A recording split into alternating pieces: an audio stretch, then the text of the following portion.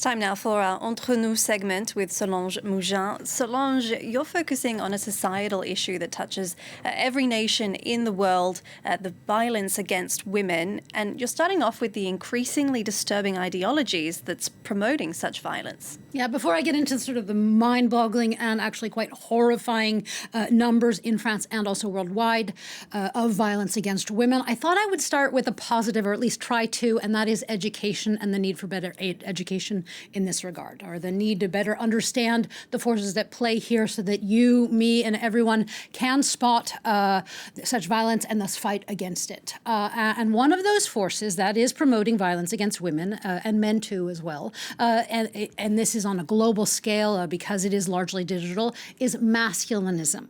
Now, what is masculinism? It is a group of different movements that believe that men are the victims of a society dominated by women. There are many different branches of this, but essentially their idea is that there is a crisis of masculinity and that men should no longer be the victims of feminism, that men should take back their virility and strength. Masculinism promotes misogynist rhetoric, and it is not the opposite of feminism, where the basic idea is equality between the sexes. Masculinism is an ideology that tries to argue that men and women should have different roles because of their differences. And it places heterosexual families as a model of that society, that one that must be defended, they say. It often politicizes women's bodies as well. It is a binary sexist view of the world and of gender roles. And it is not just fringe groups anymore. We see it in politics, largely among conservative and far-right groups. We also see it in tech, online, with the likes of influencers that have hundreds of thousands of followers, and also some tech leaders as well, promoting what they call the manosphere, which is actually the umbrella term for online communities that promote masculinism and misogyny.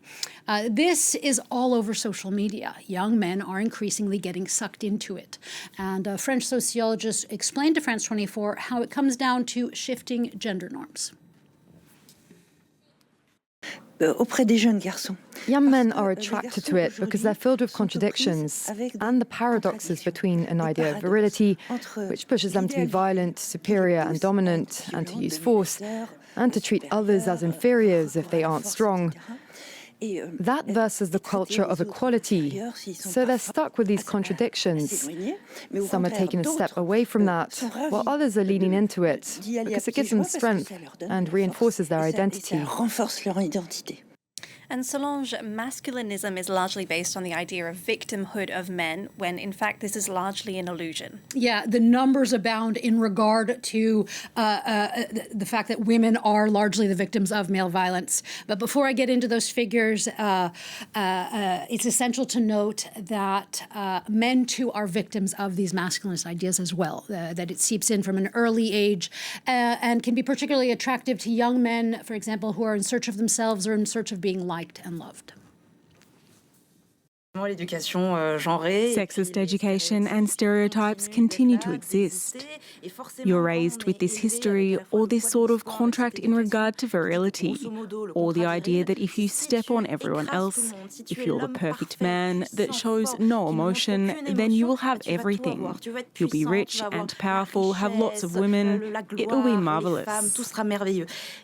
Now, the extent of such fallacies shows the extent to which education is essential to curb these sexist views that promote violence towards women and anyone who essentially doesn't fit this virilist mode of masculinity. And one of the first steps of doing this is recognizing the degree to which gender violence and violence against women, sexual violence, is a real and global problem.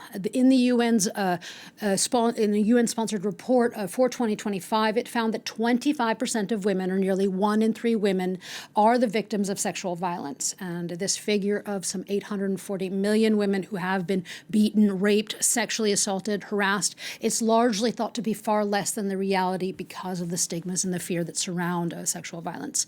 The UN's report also shows where in the world sexual violence is most prevalent. This hits every nation, every socioeconomic group.